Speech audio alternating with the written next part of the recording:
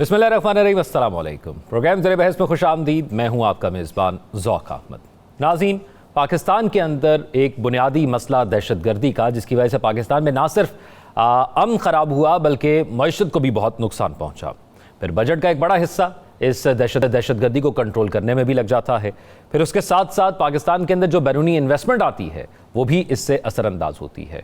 हम इससे पहले भी इसी प्लेटफॉर्म से ये बात कर चुके हैं कि मुख्तलिफ दौरे हुकूमत में मुख्तलिफ पॉलिसीज़ रही हैं, और अब एक और बिल जो है वो कौमी असम्बली के अंदर पेश किया गया है। 6 माह तक हिरासत का ये बिल है, इंसदाद दहशतगर्दी तरमीमी बिल पार्लियामान में पेश किया गया है। ज़रा इस बिल में है क्या, ये डिस्कस कर लेते हैं और फिर अपने पैनलिस्ट की राय जानते हैं।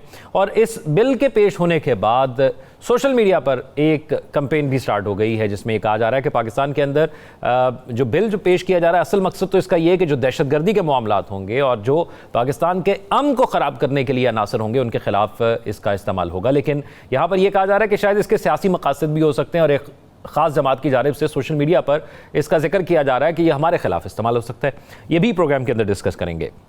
लेकिन बिल के मुताबिक अगर किसी शख्स के खिलाफ टारगेट किलिंग, अगवा बराए तावान और भत्ताखोरी या सामान या खिदमात की देखभाल, या जिसके खिलाफ माकूल शिकायत की गई हो या मुसद्दिका इतला मौसूल हुई हो या उसके मुतल्लिक कोई माकूल शुबा मौजूद हो, उसे मामले की इंक्वायरी के लिए 3 माह के लिए ज़ेर हिरासत रखा जा सकता है। उसे आइन के आर्टिकल 10 के तहत ज़ेर हिरासत रखा जा सकता है। फिर ये कानून 2 साल तक नाफिजुल अमल होगा, ये एक अहम मामला है इसके अंदर। उसके साथ साथ फिर 2014 के अंदर हमने ये देखा था कि इस किस्म के इक़दाम किए गए थे। हमने बहुत से अस्करी ऑपरेशंस भी देखे। हमने ये भी देखा गुज़िश्ता दिनों के अंदर कि एक सूबे के अंदर जो है वो सिक्योरिटी मामलात के हवाले से कुछ गलतफहमियाँ मौजूद थी। कौमी असम्बली में पेश करने के बाद इंसदाद दहशतगर्दी तरमीमी बिल को गौर के लिए कौमी असम्बली की मुतल्लिका कमेटी के सपुर्द कर दिया गया है। तो ये इस बिल के हवाले से मामला है जो आप आजकल देख रहे होंगे। इस वक्त स्क्रीन पर यह बिल भी आप देख रहे हैं और सोशल मीडिया पर इसके हवाले से खबरें भी सुन रहे होंगे और नेशनल मीडिया पर तजिए भी सुन रहे हैं। नजम साकिब साहब,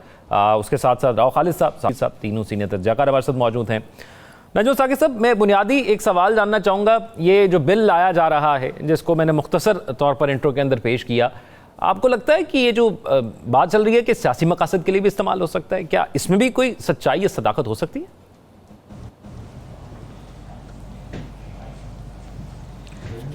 देखिए, जिस तरह कहते हैं ना कि दौलत बुरी नहीं होती, उसका इस्तेमाल उसको अच्छा और बुरा करता है।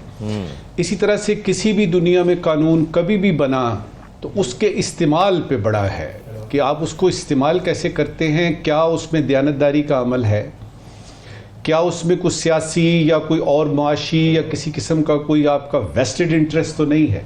तो ये बहस तो चलती रहेगी। और फिर उसका एक और भी है कि आजकल जो पाकिस्तान में जो सिलसिला चला है, ख़ासतौर पे ये तरमीम का, और ये 26वीं तरमीम आई है, तो थोड़े से लोग जो है ना वो मशकूक हो गए, शक में पड़ गए कि ये अचानक इतने सारे चेंजेस क्यों आ रहे हैं। जहाँ तक इस बिल का ताल्लुक है, तो ये तो सीधी सी बात है, दहशतगर्दी एक नेशनल सिक्योरिटी का मसला है, नेशनल सिक्योरिटी का।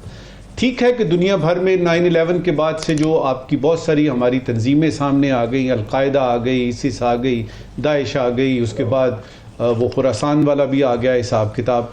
अब ये है कि उनका तोड़ कैसे किया जाए। अब उस तोड़ के लिए एक तो इंटरनेशनल लेवल पे हो रही हैं बातें जो कि सिर्फ लिप सर्विस होती है। उसकी मैं मिसाल इस तरह से दूंगा कि आज तक ये नहीं तय हो सका कि टेररिज्म असल में होता क्या है। मैं ये यूनाइटेड नेशंस की बात कर रहा हूँ। उसमें जिसका जो जी चाहता है और जिसकी लाठी है उसका भैंस है, वो अपने तौर पे अमेरिका कह देता है जी ये टेररिस्ट एक्ट है। पाकिस्तान का एग्जिस्टेंशियल मसला है। पाकिस्तान जो है ना वो इससे डायरेक्टली अफेक्टेड है। ख़ासतौर पे वॉर ऑन टेरर होती है, हम यानी अपना हिस्सा बीच में डालते हैं, कुछ गलतियां हमसे भी होती हैं जिनको कि हम भुगत रहे हैं, और दुआ है कि वो गलतियां हम दोबारा ना करें। अब ये जो बिल पेश हुआ है, इसमें ये है कि वो जिस तरह आपने बताया कि नज़रबंदी होगी, आर्टिकल 10A के मुताबिक एक JIT बनेगी। अब ये JIT के वही अवामिल हैं, लोग जो कि मुतल्लिका हैं, मसलन इसमें सिविल होंगे, अस्करी होंगे, इंटेलिजेंस एजेंसीज वाले होंगे, ऑफिशियल्स होंगे जो बाकायदा तौर पे करेंगे। असल चीज़ क्या है, हमें मालूम है कि ये मुल्की सलामती का मसला है, ये दिफा का मसला है और अमन के लिए है। असल चीज़ ये है कि अगर आपने जुराइम का ख़ात्मा करना है तो उसके लिए कवानीन तो बनाने पड़ेंगे, और अगर कवानीन बने हुए हैं तो उसमें तरमीम लानी पड़ेगी, और तरमीम से भी अगर काम नहीं चल रहा तो उसको रिफाइन करना है। ये इसमें तो कोई किसी किस्म की दो राय हो नहीं सकती कि आपको वक्त के मुताबिक और चीज़ों के मुताबिक चलना पड़ता है। दूसरा और इसका अहम पहलू जो मेरे नज़दीक वो ये है कि आप इसको लागू कैसे करते हैं। अब वो जिस सोशल मीडिया की कैंपेन की आपने बात की है, हमने भी देखी है, हम भी पढ़ रहे हैं। एक है कि नहीं मानना, कुछ भी आ रहा है आपकी तरफ से तो हमने नहीं मानना, उसको तो आप रद्द करें ना। लेकिन ये बात अब यानी अपनी जगह पे मुसल्लमा है कि आप इस कानून को एक तो ट्रांसपेरेंसी के जरिए कीजिएगा, ये JIT जो हो आवाम को पता लगे ये JIT हुई है, इन बेसिस पे इन लोगों को हिरासत में लिया गया है और इन लोगों ने ये जुराइम किए थे और ये साबित हो गया। दूसरा ये है कि इसमें होता ये कि यानी गंदम के साथ घुन भी पिसती है।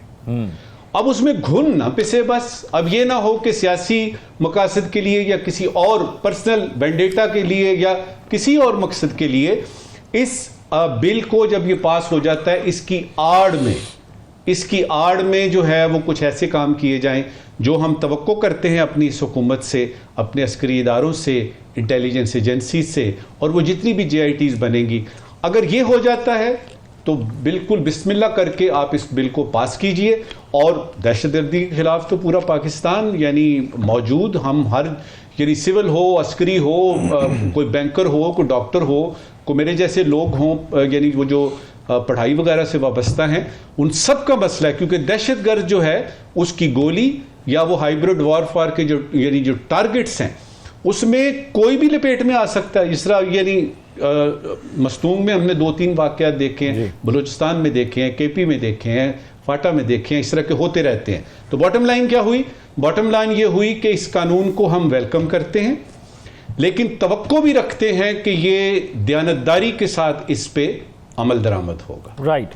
राव साहब, एक जिक्र किया नबी साहब ने कुछ गलतियां हुई, तो ज़रा आप इसको एलैबोरेट करेंगे हमारे पास गलतियां क्या हुई माजी के अंदर, और फिर 2014 के बाद आपको क्यों लगता है कि ये बिल दोबारा लाने की ज़रूरत पेश आई?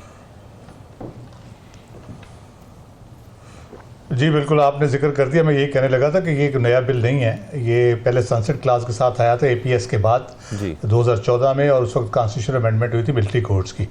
तो उसके बाद ये 2016 में लैप्स हो गया, सनसेट क्लास थी क्योंकि इसके अंदर लिखी हुई, तो उसके बाद ये दोबारा से अब इंट्रोड्यूस कराया जा रहा है, और अब भी 2 साल के लिए ऊपर। वो पहली इंडिकेशन इससे ये आती है हमें कि जो 2014 में सिचुएशन थी APS के बाद, तो वो शायद खुदा ना खास्ता दोबारा हम उसी किस्म की सिचुएशन में चले गए, बढ़ गई। इसका मतलब है हम वापस उसी सतह पे चले गए, और वो बहुत डेंजरस इंडिकेशन है ये। और इसके लिए जो बहुत बुनियादी बात मैं करना चाहता हूँ वो ये है कि इस किस्म की लड़ाई जितनी भी होती है, टेररिज्म के ख़िलाफ़ हो या मुल्क के अंदर जो फसाद हो रहा होता है, उसके ख़िलाफ़ बहैसियत कौम आप लड़ाई लड़ते हैं। आप अगर कौम तकसीम होती है तो ये लड़ाई कभी इफ़ेक्टिवली नहीं लड़ी जा सकती। जब तक अंदर से मदद शामिल ना हो, इस किस्म के एलिमेंट्स फ़रोग नहीं पाते। उनकी कहीं ना कहीं सपोर्ट मौजूद होती है तो वो ये काम कर रहे होते हैं। उसके लिए हमने बहुत सी कुर्बानियाँ भी दी हैं, बहुत सी एफ़र्ट्स भी की हैं। और एक बहुत बुनियादी चीज़ जो ज़हन में रखनी चाहिए, ये फ़ौज का मसला नहीं है, और ना ही फ़ौज की ऑब्लिगेशन है कि वही इसको करेगी या लॉ इन्फोर्समेंट एजेंसीज इसको करेगी।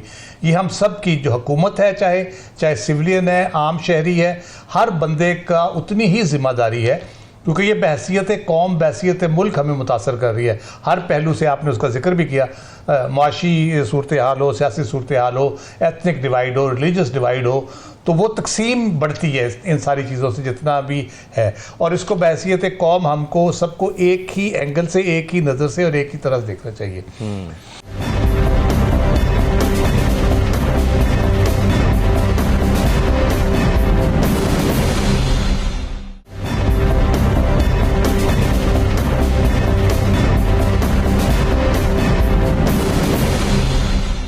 अब जो लॉ एंड ऑर्डर की ओवरऑल सिचुएशन है उसके हम देख लेते हैं।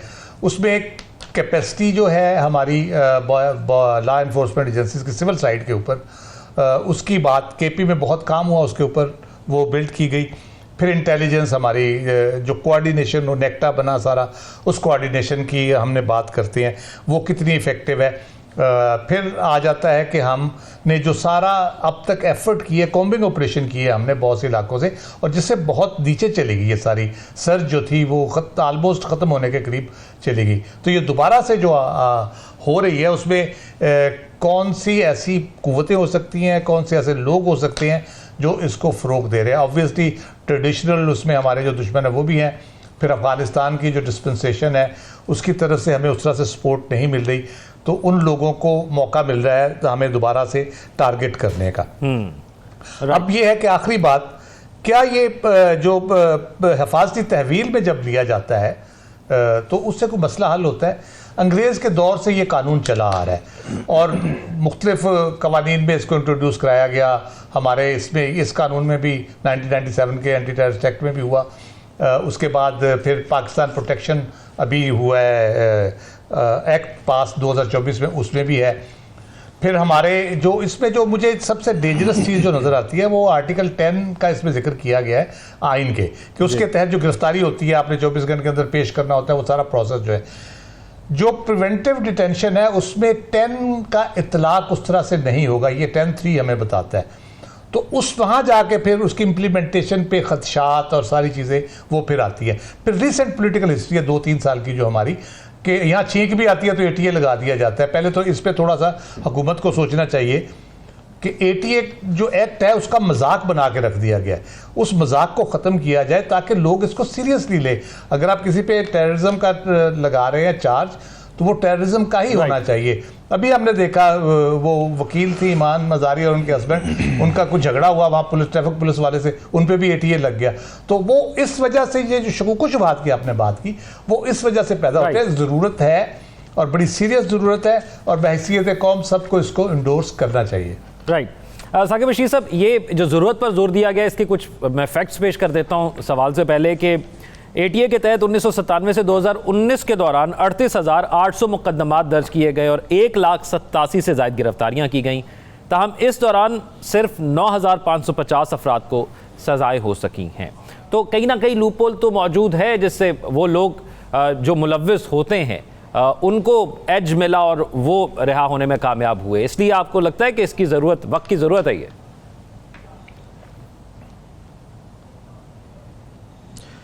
पहली बात तो ये है कि इस किस्म के कानून बनाना उसमें कोई हर्ज नहीं है। मुल्क को यकीनी तौर पर जो है वो दहशतगर्दी का सामना तो है। बलूचिस्तान में भी, खैबर पख्तूनख्वा में भी बहुत सारे इलाके ऐसे हैं जहाँ पे दहशतगर्दी जो है वो का सामना है और सिक्योरिटी फोर्सेस पर हमले भी होते हैं। जो इस तरह के मुल्ज़मान हैं उनको हिरासत में लेना और 3 माह के लिए हिरासत में लेना, इस किस्म की कानून साजी में तो कोई हर्ज नहीं है कि आपने दहशतगर्दी को कम करने के लिए ये सब कुछ करना है। मसला सिर्फ तब आता है या उस पर बहस तब होती है जब इस किस्म के कवानीन जो है वो गलत उसका इस्तेमाल होता है, उसको पॉलिटिकली जो है वो इस्तेमाल किया जाता है। अब अगर बात करें ये MPO की, ये नक्शे अमन का जो ख़तरा है उसके पेश नज़र जो डिप्टी कमिश्नर्स हैं उनको ये इख्तियारात दिए गए, तो उस इख्तियार को जिस लेवल पर उसका गलत इस्तेमाल हुआ है, अभी रिसेंट पास्ट में भी अगर हम देखें तो 1 साल, 1.5 साल, 2 साल में, तो एक मतलब बहुत बड़ा सवाल उठता है। और वो जो मुखालिफिन हैं उनके लिए इस्तेमाल हुआ है। मतलब अगर कोई हुकूमत में से अगर वही काम करेगा तो उसको हो सकता है न छेड़ा जाए, लेकिन कोई मुखालिफ करेगा तो उसके खिलाफ इस्तेमाल होना है। फिर दफ़ा 144, अब दफ़ा 144 जो है उस जैसे ही कोई मुखालिफ कोई भी पॉलिटिकल एक्टिविटी करना चाहता है तो फौरी तौर पर दफ़ा 144 नाफिज कर दी जाती है, उसकी ज़रूरत हो या ना हो। अब आइन जो है वो राइट देता है आपको एहतजाज का, पुरअमन एहतजाज का, तो उस पुरअमन एहतजाज के हक़ को भी दफ़ा 144 के गलत इस्तेमाल करके उसको जो है वो ख़त्म किया जा रहा है, किया गया है। तो इसलिए आप जो 780 की जो आपने बात की, जो फिगर्स आपने दी कि इतने जो है वो मुकदमात बने, मैं आपको सिर्फ इस्लामाबाद के मुकदमात जो रोज़ाना की बुनियाद पर हम खुद कवर करते हैं उसमें मैं समझता हूँ 90% वो मुकदमात हैं जो 780 बनती ही नहीं है। अब जिन मुकदमात में 780 बनती ही नहीं है, ये 1997 में ये इंसदाद दहशत गर्दी एक्ट इसलिए लाया गया था कि दहशत गर्दी के मुकदमात के लिए एक स्पेशल कोर्ट हो, और जो दहशत गर्द हैं उन स्पेशल कोर्ट्स में एक ख़ास टाइम दिया गया कि उनके खिलाफ स्पीडी ट्रायल हों।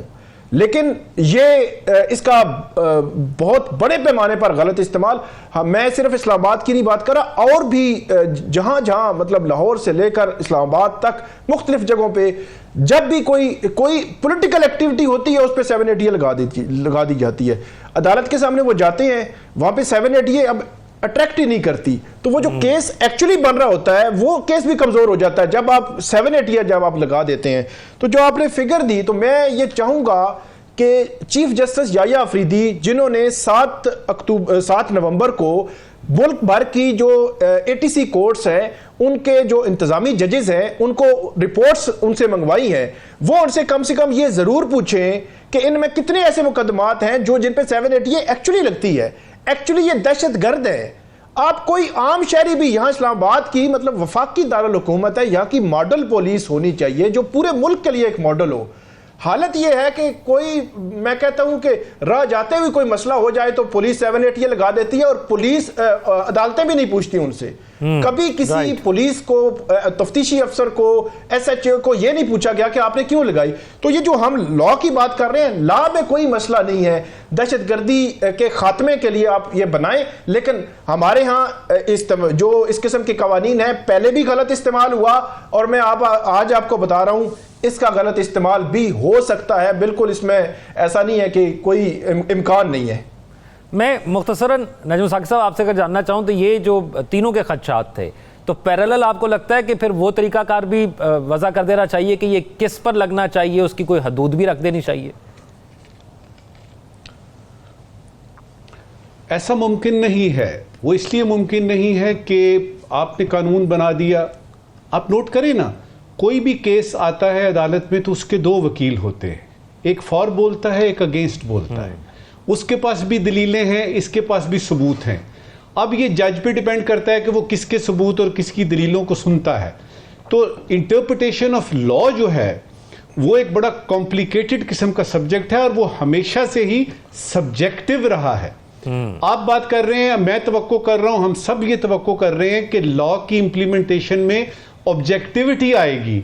ये ज़रा मुश्किल काम है, और ख़ासतौर पे पाकिस्तान जैसे ममालिक में जहाँ पे के बहुत ज़्यादा जज्बाती हम लोग हैं, मिर्चें बड़ी खाते हैं, गुस्सा जल्दी आ जाता है, और फिर उसमें वो बरादरी सिस्टम है और कई किस्म की दोस्तियाँ वगैरह आ जाती हैं, और वो कानून और बाकी किताबों पे हावी हो जाते हैं। ये सारे फैक्टर्स देख के अगर देखा जाए तो मुश्किल है, लेकिन नामुमकिन नहीं है। नामुमकिन नहीं है।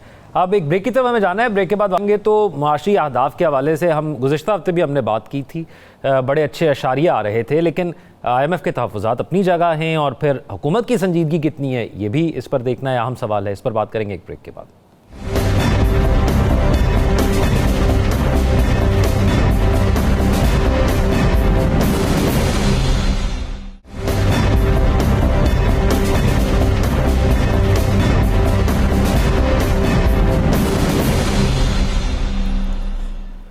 ब्रेक के बाद खुश आमदीद नाज़रीन। अब बात करेंगे मौशी अहदाफ के हवाले से, और इस हवाले से एक वजाहत ज़रूरी ये है कि मौशी अहदाफ का जो टारगेट है वो हमने खुद नहीं रखा। हमने ये वादा IMF से किया है, जिससे हमने कर्जा लिया है कि हम इतने अरसे में ये हदफ अचीव कर लेंगे, और अब हम पर यह लाजिम है कि हमें वो अचीव करना पड़ेगा। अगर हम वो अचीव नहीं करते तो फिर जो अगली किस्तें हैं जो हमने कर्जे के तौर पर लेनी है उसमें मुश्किलात हो सकती हैं। अब जो आदाद शुमार सामने आ रहे हैं उसमें ये एक खबर सामने आई कि IMF मुतालबा कर रहा है कि आप एक मिनी बजट लेकर आएँ, क्योंकि जो तखमीना लगाया गया था उस हवाले से हम पीछे जा रहे हैं। ख़ास तौर पर 500 अरब का मिनी बजट आ सकता है ये कहा जा रहा है।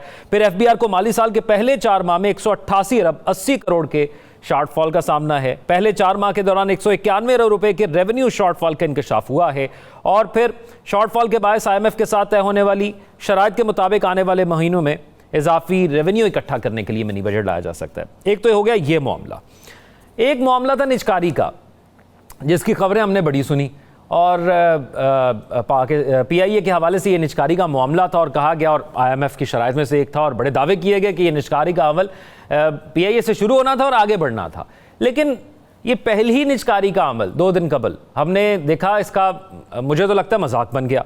उसकी वजह यह है कि 10 अरब की पेशकश हुई है और 165 अरब रुपए के दावे किए जा रहे थे कि हम इस निजकारी में PIA के हवाले से हासिल कर लेंगे, और सरकारी कीमत 85 अरब जो है वो सामने रखी गई थी और 30 मिनट का वक्त भी दिया गया ब्लू वर्ल्ड सिटी को कि वो अपनी बिड को बढ़ाए। एक ही बिडर था, उसके अलावा कोई और बिड करने वाला भी नहीं था, तो उन्होंने अपनी मर्जी की बिड लगाई और ये मामला अभी तक लटका हुआ है। अभी ये देखेंगे कि क्या जो उन्होंने ऑफर की है उस पर हुकूमत मानती है कि नहीं। राव खालिद साहब, ये मौशी अहदाफ से पहले ज़रा ये PIA वाला क्या हुआ, आपको क्या लगता है इसमें क्या हुआ? उसमें कोई एक मजाक हो तो मैं बताऊं आपको, इतने मजाक थे कि बिल्कुल तमाशा बन गया एक तरह से। उन्होंने ना सिर्फ ये कि 10 अरब की बिड दी और जब उनको बढ़ाने का कहा गया उन्होंने कहा हम बढ़ा नहीं सकते, लेकिन ये है कि हम 10 अरब रुपए भी, वो कहते हैं हमारी हाउसिंग सोसाइटी उसके प्लॉट ले लो उसके बदले। तो वो यानी अजीब किस्म की सूरत हाल है। आप मिलियंस ऑफ डॉलर्स देते हैं कंसल्टेंट्स को। आप जब कोई प्राइवेटाइजेशन का काम करते हैं, पूरा प्रोसेस होता है उसका, सारी आप डॉक्यूमेंटेशन करते हैं, उसके एसेट्स की एवेल्यूएशन होती है, रियल जो मूवेबल और इमूवेबल एसेट्स होते हैं, जहाज़ों की कीमत लगी होगी, ज़मीन की कीमत लगी होगी, उन रूट्स के हवाले से देखा गया होगा कितने प्रॉफिटेबल रूट्स हैं वो, और क्या कुछ उसमें पॉसिबिलिटी है आगे। तो उसमें से आप जो करके सारा ये प्रोसेस करके फिर आप बिडिंग पे जब जाते हैं तो उसकी भी टर्म्स एंड कंडीशंस होती हैं। अगर आपने बिडर्स को बीच में से वैसे निकालना शुरू कर दिया, वो उसमें इंटेंशन ये लगती थी कि जैसे आप खुद ही नहीं चाहते कि इसकी प्राइवेटाइजेशन हो, कि आप बहाने बना के नहीं जी ये आपका ये ठीक नहीं है, आपका वो ठीक नहीं है, आपका एक्सपीरियंस नहीं है। भाई ये जिन्होंने बिड की है ये कौन सी एयरलाइन चला रहे हैं, कोई दुनिया की सबसे बड़ी एयरलाइन चला रहे हैं, इनका तो शायद सेसना जहाज भी नहीं कभी उड़ाया होगा इन्होंने अपने उसमें इन्वेस्टमेंट में। राव साहब, KPK वाले कहते हैं हम खरीद लेते हैं। इन चीज़ों का मजाक बनाना शुरू किया हुआ है तो वो करेंगे ना। आप स्टील मिल का हुआ था, आपको याद है, स्टील मिल का भी इसी तरह से मजाक बना के रख दिया तो सिंध गवर्नमेंट का हमें दे दो भाई हम चला लेंगे। तो वो फिर इसी तरह होता है। फिर आप जब खुद उसका मजाक उड़ाएंगे तो दूसरे क्यों पीछे रहेंगे, आपको फिर वो आड़े हाथों लेंगे, वो फिर आपको पूरी तरह छोड़ के आएंगे घर पे पूरी तरह से, आपने जो मजाक किया है। असल बहुत सीरियस इश्यूज़ हैं। हमने जब इस पे IMF का सारा पैकेज हुआ था, खुशी का इजहार अपनी जगह पे उसका कि हो गया जी, ज़बरदस्त, बड़ा कमाल कर दिया। मैंने उस वक्त भी कहा था और बार बार हम ये बात कर रहे हैं, मसला IMF का नहीं है, मसला इंटरनेशनल डोनर्स का नहीं है, बाकी चीज़ों के लिए मसला हमारा है। IMF के प्रोग्राम्स के ऊपर हमने कोई 26 में से 25 दफ़ा ये किया है कि प्रोग्राम लिया, कमिटमेंट की और साल बाद हम फिर आए बाएँ शाएँ करनी शुरू कर दी। हम वो कंडीशंस पूरी नहीं करते। अगर हमने पहले दूसरे चौथे प्रोग्राम में कर ली होती, 10वें में कर ली होती, तो हम आज बहुत बेहतर सूरत हाल में होते। प्रॉब्लम ही ये है कि जब हम कंडीशंस पे एग्री करते हैं उसके बाद जब पूरी करनी होती है फिर हम करते हैं। अब हम कह रहे हैं जी रिव्यू करें IMF को। अभी वर्चुअल मीटिंग हुई जिसका आपने जिक्र किया FBR के साथ कि जी रिव्यू कर ले टारगेट हमारा, क्योंकि हमने जो इन्फ्लेशन पे फिगर्स दिए थे, हमने लार्ज स्केल मैन्युफैक्चरिंग के दिए थे और इंपोर्ट पे जो हम अर्निंग एक्सपेक्ट कर रहे थे तो वो उस तरह से नहीं हो रही, तो आप कर रहे हैं। उन्होंने कहा भाई आपने एस्टिमेट सोच समझ के लगाना था ना, अगर आपको पता था प्रोजेक्शन जितनी थी आपने करनी थी, हमने तो नहीं करनी थी। उन्होंने कहा जी हम नहीं कर रहे, और वो धमकी लगा दी उन्होंने कहा जी अगला अगर आप नहीं करेंगे उसको। अब जो ट्रांसफॉर्मेशन प्लान है इसका FBR का, उसमें ये बताया गया है, वो वज़ीर ख़जाना साहब ने प्रेस कॉन्फ्रेंस के चेयरमैन के साथ बैठ के कौन कौन क्या क्या खा रहा है, कितने हमने निकलवाने हैं इनसे। 7,000 अरब रुपए की चोरी FBR खुद मान रहा है कि होती है। अब मुझे बताएं कि 7,000 अरब रुपए अगर आप रिकवर करेंगे, अपना इम्प्लीमेंट करेंगे प्रॉपरली, तो किसी की ज़रूरत पड़ेगी आपको, आप अगले साल सारा लोन उतार सकते हैं अगर आप अपना प्रॉपर टैक्स कलेक्शन शुरू कर दें। उसके बाद आपने कमिट किया 10 बिलियन आप ट्रेडर से इकट्ठा करेंगे। आपको पता कितना इकट्ठा किया है? 10 बिलियन के अगेंस्ट 1 करोड़। तो अब आप टारगेट इस तरह से, अगर इस साल में आपने खुद बता दिया 190 बिलियन का आपका है और अगले दिसंबर तक 300 से 400 बिलियन का शॉर्टफॉल हो जाएगा, जिसमें 100 बिलियन नॉन टैक्स रेवेन्यू भी शामिल है। उसके बाद आप सूबों की आपने कमिटमेंट की थी कि सूबे इतना सरप्लस करेंगे अपना रेवेन्यू में, तो 3 सूबों ने किया, बलूचिस्तान ने भी किया, सिंध ने भी किया, KP ने किया। पंजाब 160 बिलियन नीचे चला गया, तो उससे आप वो टारगेट भी मिस कर गए तकरीबन आप कह लेंगे 182 बिलियन से। तो मसला ये है कि हम जो काम संजीदगी से हम ले नहीं रहे, इन चीज़ों को संजीदगी से हम कर नहीं रहे। अगर हम संजीदगी से नहीं करेंगे तो IMF वाले बेवकूफ़ नहीं है, उन्होंने ये करना है। इस दफ़ा वो आपको टाइट करेंगे, इस दफ़ा आपको दूसरी किस्त नहीं मिलने लगी अगर आप ये चीज़ें एड्रेस नहीं करेंगे। और उसके एड्रेस करने का तरीका ये है कि मेरी गर्दन में और शिकंजा कस देंगे। जो ऑलरेडी दे रहा है, Right. जो टैक्स पेयर हैं उनको मजीद टाइट कर देंगे, सेल्स टैक्स बढ़ा देंगे, कुछ और चीज़ें बढ़ा देंगे, इनकम टैक्स बढ़ा देंगे। तो जो आपने ट्रेडर से 10 बिलियन लेना वो आप नहीं लेंगे। तो ये मसाइल है, उससे आप अनरेस्ट क्रिएट होगा, पॉलिटिकल इंस्टेबिलिटी मजीद बढ़ेगी और मईशत आपकी ट्रैक पे वापस नहीं आ सकेगी। राइट। नजम साकिब साहब, ये जो बाकमाल लोग हैं जिन्होंने ये अहदाफ तय किए थे, तो आपको इनकी संजीदगी और गैर संजीदगी में कौन सी साइड नज़र आती है?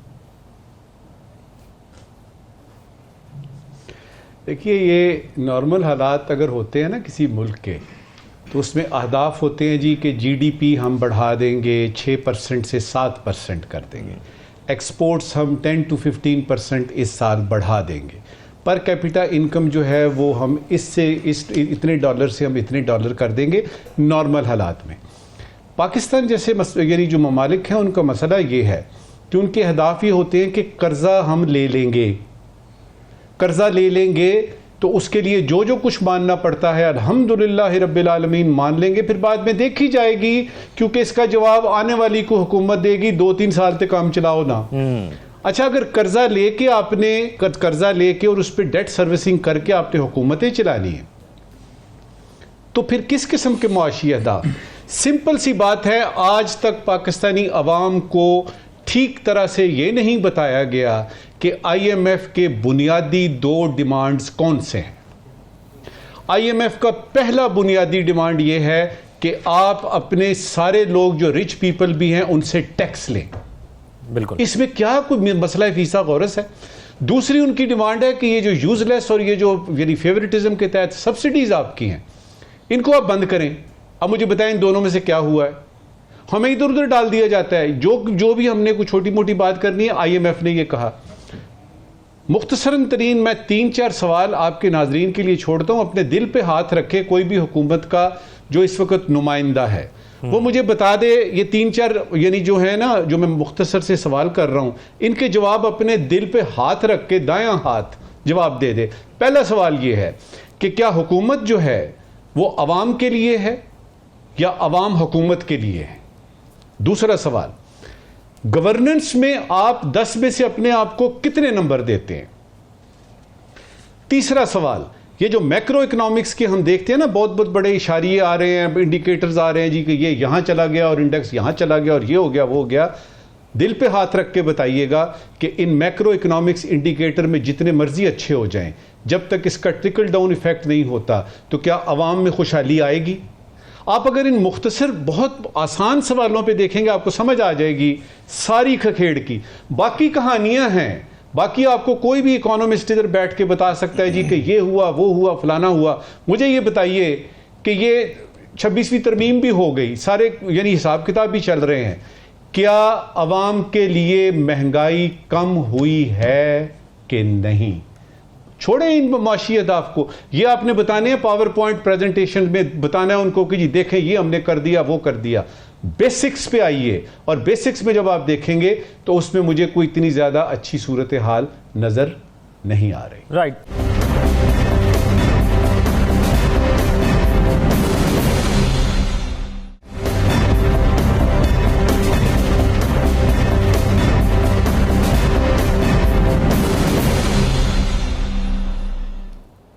ब्रेक के बाद खुशामदीद नाज़रीन, अब बात करेंगे स्मॉग के जो असरात हैं इस वक्त मुल्क भर के अंदर, ख़ास तौर में लाहौर के अंदर। नाज़रीन, ये एक ऐसा मामला है जिसको हम पॉलिसी फेलियर नहीं कह सकते, या ये भी नहीं कह सकते कि अचानक मामला आया जिस तरह कुदरती आफात आती हैं, क्योंकि हमें पता है कि हर साल गुज़िश्ता कुछ सालों से ये मामला आता है और उसका हमें कोई सद्देबाब करना होता है।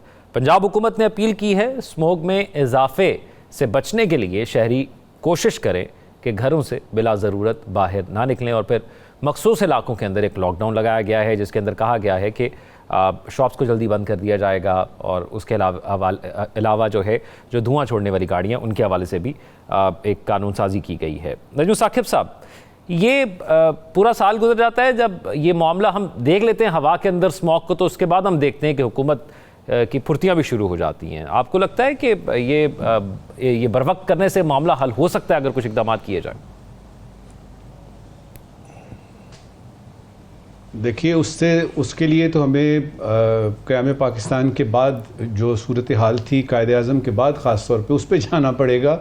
ये तो वहाँ से एक माइंड सेट है जो चलता आ रहा है। मिसाल के तौर पे हमें पता है कि हर साल सैलाब आने हैं, हमें पता है कि स्मोक का मसला है, और हमें पता है कि दिल्ली और लाहौर में मुकाबला है कि पहले नंबर पे कौन सा आएगा।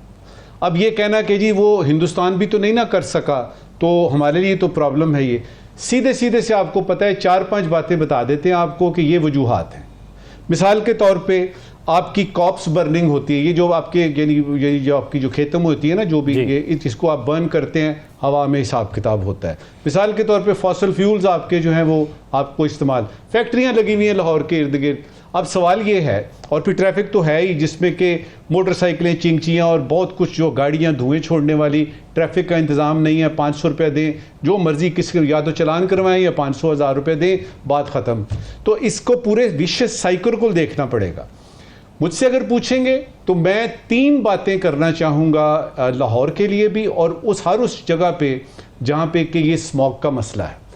पहली बात यह कि आप एक पॉलिसी क्यों नहीं बना लेते कि हमने पब्लिक ट्रांसपोर्ट जो है वो महफूज और कम पैसों वाली टिकट पे हमने वो बनानी है।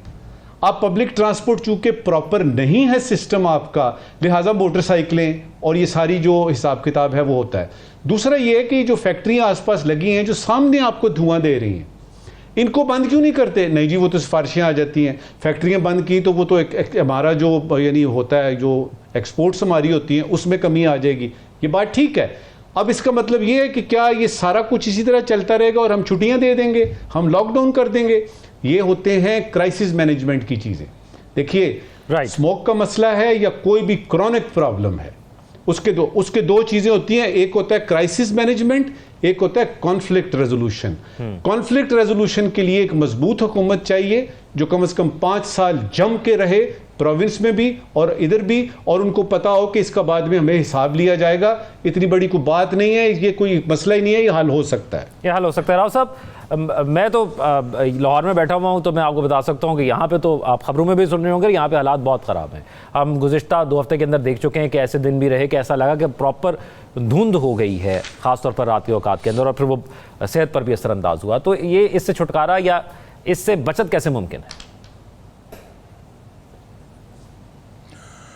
देखिए, बचत तो ओवरऑल पाकिस्तान का ओवरऑल जो है, पाकिस्तान का 1% कार्बन एमिशन है, लेकिन सबसे ज़्यादा इफेक्टेड जो एरियाज़ हैं वो एशिया पैसिफिक ही है, और उसमें पाकिस्तान भी one of the most affected जो है, जिसके लिए इंटरनेशनल डोनर्स भी कहा जा रहा है पैसे देंगे। अभी COP29 में भी हम जाएंगे तो पैसों की डिमांड करेंगे, तो वो तो इफेक्ट उसका है। हमारा अपना जो उसमें कंट्रीब्यूशन है वो भी कम नहीं है। हम जो एक तो ग्रीनरी को हमने खैरबाद कह दिया, तकरीबन लाहौर इतना सरसब्ज़ व शादाब हुआ करता था, वो आलमोस्ट ख़त्म हो गया। फिर हमारे ट्रांसपोर्ट और इंडस्ट्री जो है उसकी एमिशन जो है वो इतनी खौफनाक किस्म की, अभी जाके इनको ख्याल आया है कि उसके वो कार्बन एमिशन के ऊपर वो उन्होंने कोई सर्टिफिकेशन वगैरह का प्लान किया है, उस पर करना शुरू किया है। लेकिन ये हल नहीं है। हल उसके है, एक पिछली दफ़ा आपने देखा मोहसिन नकवी साहब थे, उन्होंने कोई मसनूई बारिश की उसकी बाहर। मैंने देखा है कि जो जब शाम हो जाती है तो शाम के बाद वो जो सफाई होती है वो स्वीपर नहीं करते, वो पानी के जो वाटर हाइड्रेट पॉइंट्स लगे हुए हैं ना, उससे पानी से वो सारी सफाई उसकी करते हैं। जापान और फ्रांस में मैंने बिल्डिंगों को धोते हुए उनको देखा है, तो वो एक इम्पैक्ट उसका इतना अच्छा आता है कि आपकी जितनी गर्द है वो ड्रेन हो जाती है। आज जो गर्द है वो ड्रेन हो जाएगी, तो कल नई गर्द अगर आएगी तो वो जमेगी या हवा को मुतासर करेगी।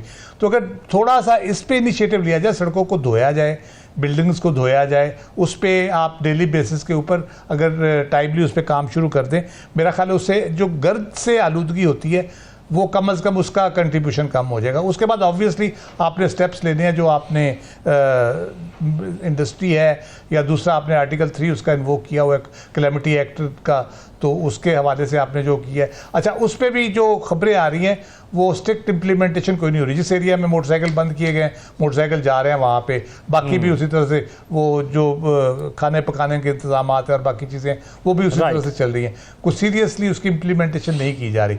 तो जाहिर है ये आपके उसके असरात को हम अभी इमेजिन नहीं कर रहे। 2070 में कहा जा रहा है कि -21% GDP हो जाएगी। तो हम अभी अगर 42 पे जाएंगे तो फिर जाके हमारी 121 होगी, या हम 30 पे होंगे तो फिर हमारी 8 होगी, और अगर हम 21 पे होंगे तो हमारी 0 हो जाएगी जीडीपी ग्रोथ। और उसके इम्पैक्ट में दूसरी चीज़ जो आती है, ज़रूरी मुल्क होने के नाते आपका जो एनवायरनमेंट इम्पैक्ट है वो आपकी लेबर को इम्पैक्ट कर रहा है, आपकी फसलों को इम्पैक्ट कर रहा है।